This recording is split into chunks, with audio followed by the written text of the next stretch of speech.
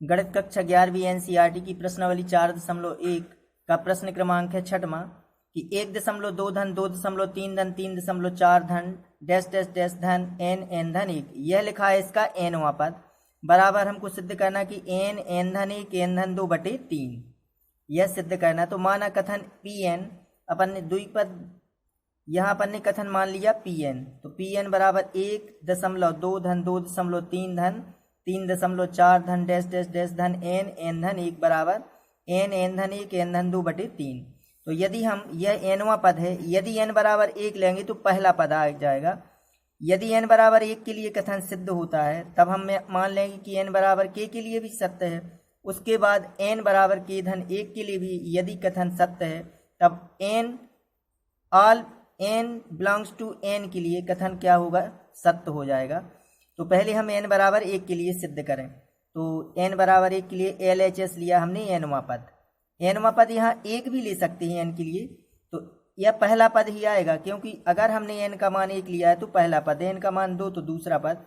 तो यहाँ एन की जगह हमने 1 रखें, तो यह LHS लिया, एन की जगह 1 रखा, यहाँ भी 1 धन 1, तो 1 धन 1 यानी क्या हो जाएंगे 2, यानी 1 इंटू 2 यानी पहला पद ही आ गया।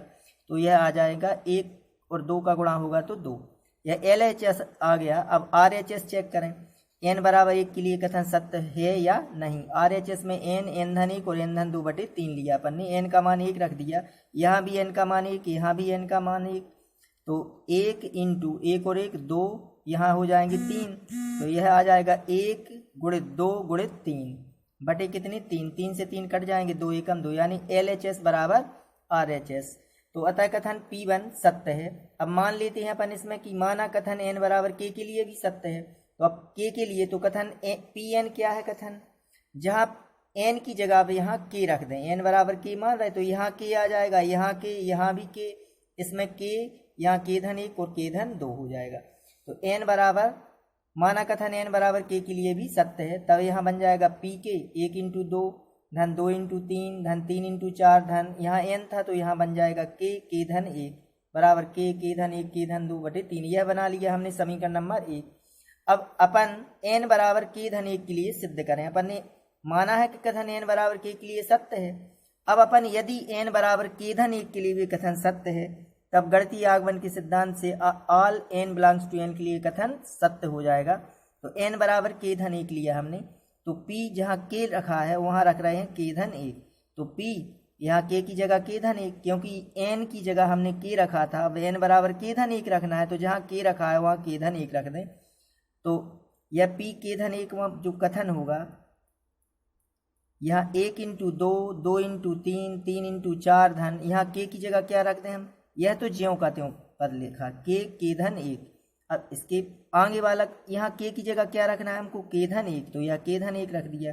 यहाँ k की जगह जब हम k धन 1 रखेंगे, k की जगह k धन 1 धन 1 तो k धन 2 हो जाएंगे, क्योंकि यहाँ देखो यहाँ 3 तो यहाँ 2, यहाँ 3 तो यहाँ 4, यानी एक पद पीछे वाला जब इसके एक पद पीछे वाला लिखेंगे तो यहाँ k धन 1 लास्ट पद होगा, k धन 1 इंटू k धन 2, यह nवां पद जिस प्रकार लास्ट में रहता है।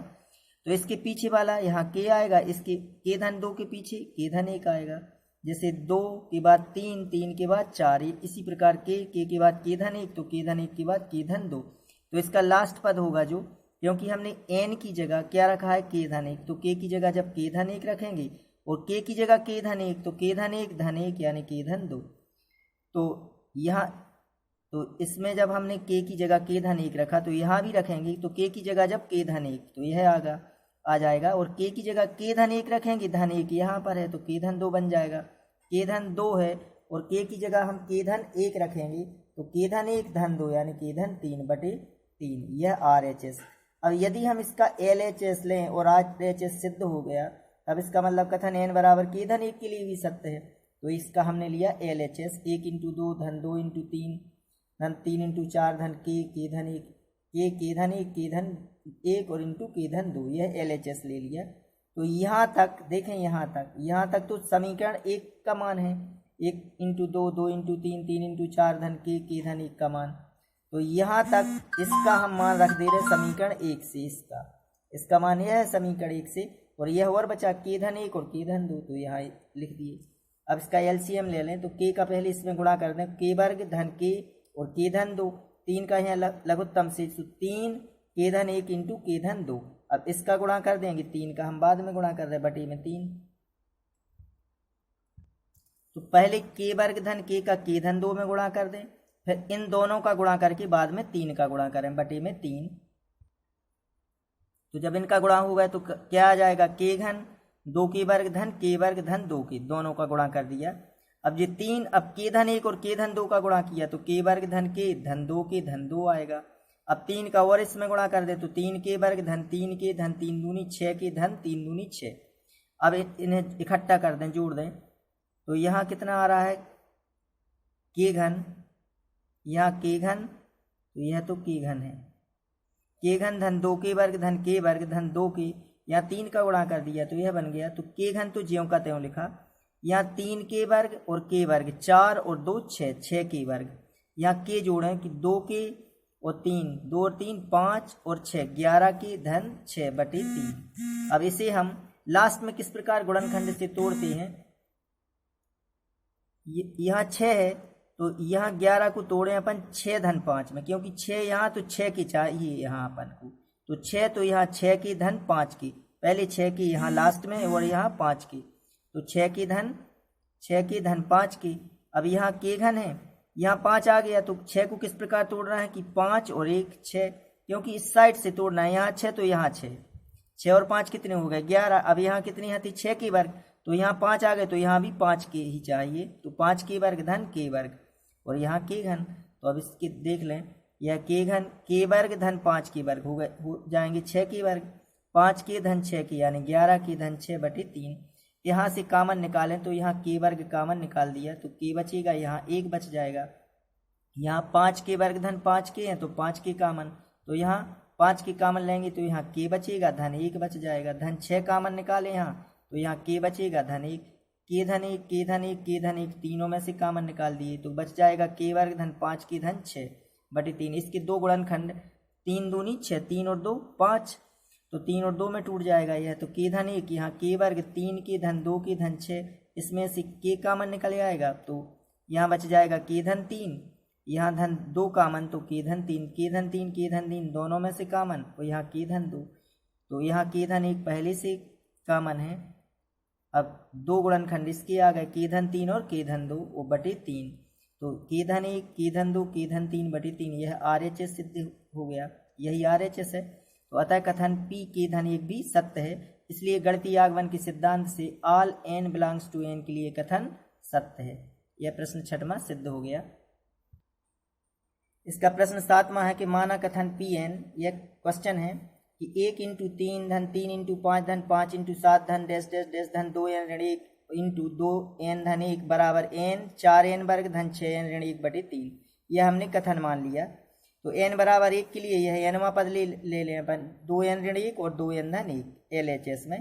तो LHS में 2n ऋण 1 और 2n धन 1, n का मान यहाँ 1 रखेंगे तो 2 एकम 2 ऋण 1, यहाँ 2 एकम 2 धन 1, तो 2 ऋण 1 और 2 धन 1, तो यहाँ 1 गुणित 3 यानी 1 इंटू 3, तो 1 इंटू 3 ही है पहला पद, तो यहाँ आ जाएंगे 3। अब RHS लें अपन, तो RHS है n, यहाँ n 4n वर्ग धन 6n ऋण 1 बटे 3 में यह RHS n बराबर 1 के लिए कथन सिद्ध करें, तो यह RHS है n 4n वर्ग धन 6n ऋण 1 बटे 3, n का मान 1 रख दिया, यहाँ n का मान 1, 1 का वर्ग धन 6, n का मान 1 ऋण 1 बटे 3, तो 4 एकम 1 का वर्ग 1 ही होगा, यहाँ 1 का गुणा करने से कोई अंतर नहीं आएगा, तो 4 एकम 4 धन 6 ऋण 1, तो यह हो जाएंगे 1 गुणित यहाँ हो जाएंगे 9 बटे 3, 3 से 9 कट जाएंगे यानी 9 बटे 3 बराबर 3, तो LHS बराबर RHS। तो अतः कथन P1 सत्य है। अब माना कथन n बराबर k के लिए भी सत्य है, तब तो जहाँ n है वहाँ केवल k रख देना है और यह समीकरण बना लेना है। तो यह समीकरण 1 बन गया कि यहाँ n की जगह क्या रख दिया k, यहाँ भी n की जगह k, यहाँ भी n की जगह k, n की जगह k, n की जगह k रख दिया, यह समीकरण 1 बन गया। अब इसके बाद हमको सिद्ध करना है n बराबर k धन 1 के लिए भी कथन सत्य है। तो n बराबर k धन 1, तो इसमें किस प्रकार रखते हैं, जहाँ k है वहाँ k धन 1 रख दें, तो और बाकी का यह ज्यों का त्यों, यह भी ज्यों का त्यों। अब इसके आगे वाला जो पद आएगा यहाँ तक तो ज्यों का त्यों लिखना है। अब इसके आगे किस प्रकार रखना है, जहाँ k है वहाँ k धन 1 रखें, तो देखो यहाँ 2 और k की जगह अगर हम k धन 1 रख दें, k की जगह k धन 1, तो गुणा होगा 2 के धन 2, 2 के धन 2 में से 1 घट जाएगा तो बचेंगे 2 के धन 1। तो यह देखो जो लास्ट पद होगा 2 के धन 1 हो जाएगा। यहाँ k की जगह जब हम k धन 1 रखेंगे तो और 2 का गुणा करेंगे तो 2 के धन 2 और धन 1 और जुड़ जाएगा तो 2 के धन 3 हो जाएगा। अब यह हो गया इसका LHS बराबर। अब यहाँ रखना है हमको, इसमें k की जगह k धन 1 रखें तो यह तो LHS हो जाएगा। इस यहाँ k की जगह k धन 1, यहाँ भी k की जगह k धन 1, फिर उसका वर्ग, यहाँ k की जगह k धन 1 और उसमें 6 का गुणा होगा ऋण 1/3। तो यहाँ भी हम k की जगह k धन 1 रखें तो यहाँ k की जगह k धन 1 4, यहाँ k वर्ग है तो k धन 1 का होल वर्ग, यहाँ 6k है तो k की जगह k धन 1 ऋण 1/3। अब इसे और हल कर लें तो k धन 1, यहाँ 4a धन b का होल वर्ग वाली सर्व समीकरण लगा दी तो a वर्ग धन b वर्ग धन 2ab, यहाँ 6 का गुणा कर दें 6 के धन 6 ऋण 1/3। तो यहाँ आ जाएगा k धन 1, तो ज्यों कहते हो यहाँ कोष्टक है, ये 4 का गुणा कर दें 4 के वर्ग धन 4 दूनी 8 के धन 4 धन के 6 की धन की 6 में धन की 6 ऋण का 1/3। यहाँ k धन 1 ज्यों कहते हो 4 के वर्ग, यहाँ हो जाएगा 4 के वर्ग धन 4 दूनी 8 की और धन 4 एकम 4। तो यहाँ जोड़ दें 4 के वर्ग ज्यों की त्यों 8 और 6 14, 14 की धन की 4 और 6 10 में से 1 घट जाएगा तो 9/3। तो यह हो गया RHS। अब हम LHS लें और यह हमको सिद्ध करना है। तो इसका LHS लिया 1 × 3, 3 × 5 धन 5 × 7 धन, यहाँ 2 के ऋण 1 × 2 के धन 1 धन 2 के धन 1 और 2 के धन 3, यह यहाँ तक हो गया LHS। तो यहाँ तक तो पहला समीकरण बन रहा है, देखें यहाँ तक तो बन रहा है पहला समीकरण। इससे अपन इसका मान रख दें, यह बाद में लिख देंगे। तो इसका मान हमने यह रख दिया k 4 के वर्ग धन 6 के ऋण 1/3 धन यह 2 के धन 1 और 2 के धन 3, ये समीकरण 1 से अपन ने मान रख दिया। तो यहाँ k का गुणा कर दें तो 4 के वर्ग 4 के घन धन 6 के वर्ग ऋण के k बटे में 3 है तो 3 का LCM यहाँ कर दें 3, इन दोनों का गुणा कर दें तो 2 दूनी 4 के वर्ग धन 2 के, यहाँ 2 दूनी 4 के वर्ग धन 2 के, अब 3 का गुणा करें 3 दूनी 6 के धन 3 और यह 3 लघुत्तम का यह वाला और बटे में 3। तो 4 के घन धन 6 के वर्ग ऋण का k, 3 का और गुणा कर दें तो 3 के 12 के वर्ग धन 3 दूनी 6 के धन 3 18 के धन 3 त्रिका 9/3। अब यहाँ 4 के घन यहाँ हो रहा है 12 और 6 18 के वर्ग हो रहे हैं, धन के 6 के और 18 और 6 कितने हो गए जी 24, 24 में से 1 की घट जाएगा तो 23 की और धन की 9/3। अब यहाँ किस प्रकार तोड़ना है, लास्ट में कितना है 9, तो यहाँ 9 तो जरूर चाहिए, 9 यहाँ तो 9 की, अब 9 अगर हम इसमें 9 की जोड़ देंगे तो बचेंगे अभी कितने 14, तो धन 14, 14 की धन 9 की। अब यहाँ देखें 14 जब यहाँ आ रहा है तो यहाँ इसको भी 14 ही में तोड़ दें तो 18 14 तो चाहिए हमको, 14 और 4 में तोड़ें, यहाँ 4 और 4 हो जाएंगे। तो किस प्रकार तोड़ना है 4 के घन धन 4 के वर्ग धन 14 के वर्ग हो गया 18 के वर्ग। अब 14 यहाँ है तो 14 यहाँ भी चाहिए तो 14 और 9 कितने हो गए 23 और धन की 9। इस साइड से तोड़ें तो अपन को एक यहाँ जल्दी सहूलियत हो जाती है इसमें। तो इन दोनों में से अपन उभयनिष्ठ गुणनखंड निकालें तो 4 के घन है, यहाँ 4 के वर्ग है तो यहाँ बच जाएगा 4 के वर्ग कामन निकल जाएगा तो यहाँ k बचेगा, यहाँ 1 बचेगा। यहाँ 14 के वर्ग 14 की तो 14 के कामन निकाल दें तो यहाँ बच जाएगा k, यहाँ बच जाएगा 1, यहाँ 9 कामन निकाल दें धन की 9 तो यहाँ k धन 1 बच जाएगा। अब k धन 1 k धन 1 k धन 1 उभयनिष्ठ निकालें तब क्या आ जाएगा, k धन 1 उभयनिष्ठ निकल जाएगा 4 के वर्ग धन 14 के धन 9 और बचेगा और बटे में 3, यहाँ k धन 1 कामन निकल के 4 के वर्ग धन 14 के धन 9 तो यहाँ k धन 1 4 के वर्ग धन 14 के धन 9/3।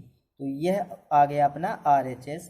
तो अतः कथन P k धन 1 सत्य है, इसलिए गणितीय आगमन के सिद्धांत से all n belongs to n के लिए यह कथन सत्य है, यह सिद्ध हो गया। इसका 8वां क्वेश्चन है कि माना कथन Pn, यह दिया है क्वेश्चन 1 × 2 धन 2 × 2 का वर्ग धन 3 × 2 का वर्ग धन डैश डैश डैश धन यहाँ 2 का वर्ग 2 का घन, यहाँ आ जाएगा धन n, n पे 2 पे n की घात यहाँ 2 1 इंटू 2, यहाँ 2 इंटू 2 का वर्ग, यहाँ धन 3 इंटू 2 का घन, धन डैश डैश डैश n, क्योंकि 1 2 3 का nवां पद n हो जाएगा। यहाँ 2 पर 1 की घात, 2 पर 2 की घात, 2 पर 3 की घात, तो लास्ट में आ जाएगी 2 पर n की घात। तो यह nवां पद है, इसका बराबर हमको सिद्ध करना है n ऋण 1 इंटू 2 पे n धन 1 की घात धन 2। तो इसमें हम n बराबर 1 के लिए LHS लें, LHS यानी nवां पद यह लिया, तो n इंटू 2 पर n की घात, तो n की जगह हमने 1 रख दिया, तो 1 गुणित 2 यानी 2 ही आ जाएंगे। अब RHS लिया, n ऋण 1 इंटू 2 पे n धन 1 धन 2, n की जगह जब 1 रखेंगे तो 1 ऋण 1 इंटू 2 पर n की जगह 1 धन 1 धन 2, तो यह तो 0 बन गया, 0 गुणित यहाँ 2 पर कितने की घात हो जाएगी, यहाँ 2 पर 1 धन 1 यानी 2 की घात, तो इस 2 पर 2 की घात धन 2, तो 2 का वर्ग 4, 4 का गुणा शून्य में तो शून्य, शून्य धन 2 यानी 2 ही आएंगे। तो यह हो गया LHS बराबर RHS। अतः कथन P1 सत्य है।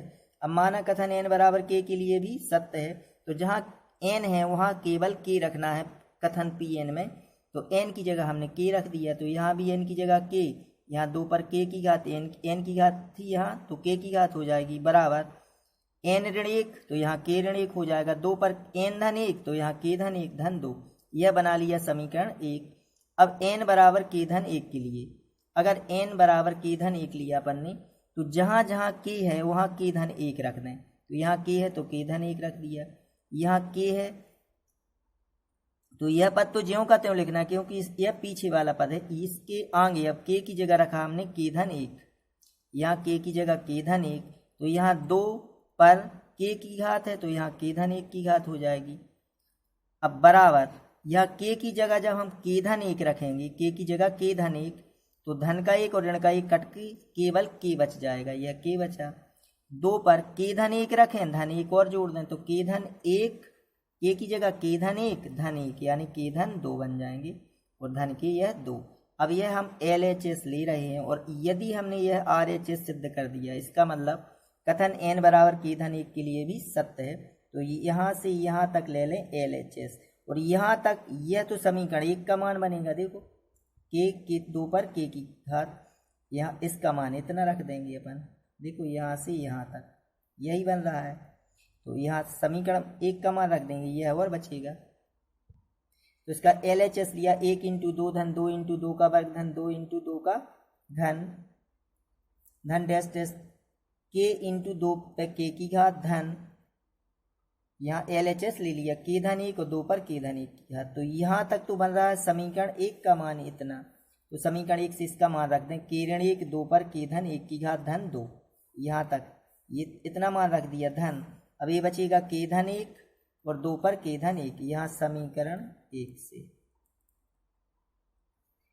तो यहाँ 2 पर k धन 1 2 पर k धन 1 दोनों में से कॉमन निकाल दें, तो क्या बच जाएगा k ऋण 1, यहाँ k ऋण 1 बचेगा, यहाँ k धन 1 बच जाएगा, क्योंकि यह तो कॉमन निकल गया, इस वाले पद से और इस वाले पद से कॉमन निकाला है, तो 2 k धन 1 कॉमन निकाल दिया, तो k ऋण 1 और k धन 1 बचेगा, धन की 2 यहाँ पीछे लिख दिए हमने, तो ऋण का 1 और ऋण का 1 कट जाएगा, k और k कितने हो जाएंगे 2 k।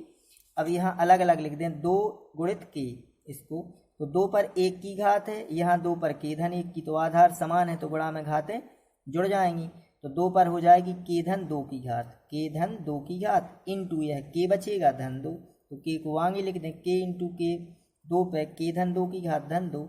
अतः कथन P k धन 1 सत्य है, इसलिए गणितीय आगमन के सिद्धांत से all n belongs to n के लिए कथन सत्य है, यह सिद्ध हो गया।